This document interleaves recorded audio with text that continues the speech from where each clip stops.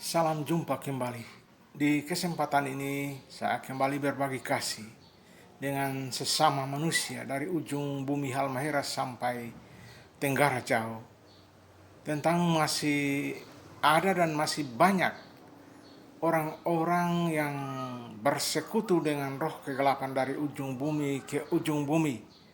Hal yang menarik adalah keterlibatan juga para pelayan, baik oknum pendeta, oknum penatua, oknum diaken, oknum tua agama yang masih saja memiliki black magic atau ilmu hitam untuk menganiaya, menyiksa orang dengan ilmu sihir itu.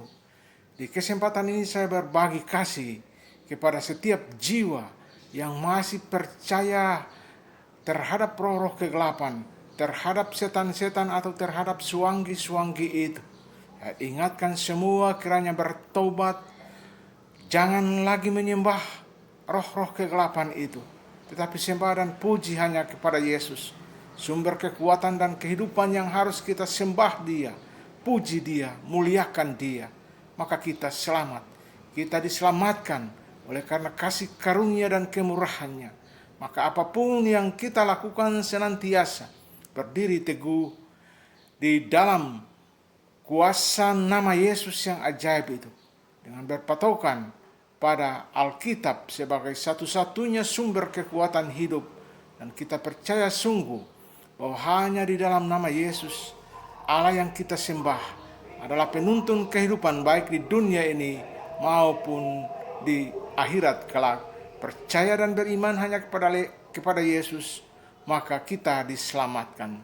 Pertama Yohanes 5 ayat 17 dikatakan semua kejahatan adalah dosa. Karena itu apa yang kita lakukan jahat di mata Tuhan, maupun terhadap sesama, maupun terhadap alam sekitar lingkungan di mana kita ada, yang bertentangan dengan kehendak Tuhan adalah dosa. Karena itu tetap berserah, percaya dan beriman kepada Yesus, bahwa Dia adalah satu-satunya Allah di muka bumi ini yang sanggup mengampuni salah dan dosa kita, sanggup menyelamatkan kita dari kubangan dosa. Bukan karena kuat kita maka kita diselamatkan, tapi karena kasih karunia Allah, karena kemurahan Allah, maka kita diselamatkan. Pengorbanannya di kayu salib telah menebus salah dan dosa kita.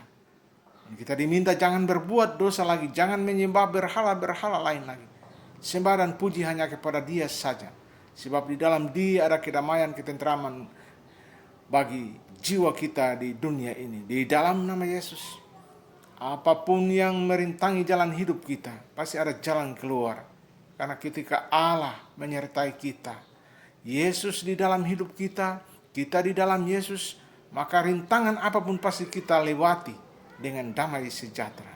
Saya ingatkan bagi jiwa-jiwa yang masih bersekutu dengan roh kegelapan, banyak ratusan dukun dari ujung bumi Halmahera sampai Maluku Tenggara dalam tanggung jawab pelayanan doa jarak jauh. Setelah berhadapan dengan mereka, yang menjadi menarik adalah keterlibatan oknum-oknum pendeta, oknum diaken, penatua, tua agama yang juga terlibat dalam ilmu-ilmu hitam, black magic. Karena itu saya tetap ingatkan bertobat dan jangan lakukan lagi. Sebab sekalipun engkau melayani di hadapan sesama, tetapi Tuhan Allah itu maha tahu hati setiap manusia. Apa yang kau lakukan, engkau berkaki dua memuji menyembah Allah, tetapi setelah kau kembali ke rumah, kau menyembah Allah lain. Semua terbuka di hadapan hadiratnya. Karena itu saya minta tetap bertobat dan tinggalkan berhala-berhala itu. Ini kita penatua diaken, tua agama, yang tugas tanggung jawab untuk melayani umat dan melayani Allah, kiranya melakukan hal yang benar di mata Tuhan. Sebab Allah yang kita sembah, Yesus maha tahu semua apa yang kita buat di tengah-tengah dunia ini. Allah yang kita sembah, Yesus Tuhan, senantiasa menjaga dan memelihara bagi jiwa-jiwa yang setia, taat dan takut pada Dia. mulan kita, yang kita pinta dan panjatkan di hadapan hadirat-Mu. Ia sanggup melakukan, menjawab apa yang kita minta, asalkan seturut kuasa dan kehendak-Nya, bukan kehendak kita manusia. Demikian juga di ujung-ujung bumi banyak para oknum-oknum penatua, oknum diaken maupun tua agama telah bersekutu dengan roh-roh kegelapan. Ketika berhadapan dengan mereka, semua diperingatkan dan ditaklukkan serta diminta bertobat untuk tidak lagi melakukan menyakiti sesama manusia dalam kehidupan bergereja. Apapun yang kalian lakukan, Allah Maha tahu semua. Ia Maha mengetahui hati dan pikiran kita, bahkan rancangan di dalam hati kita untuk melakukan kejahatan. Dia lebih dahulu mengetahui. Karena itu, bertobat dan mencari wajah-Nya yang kudus.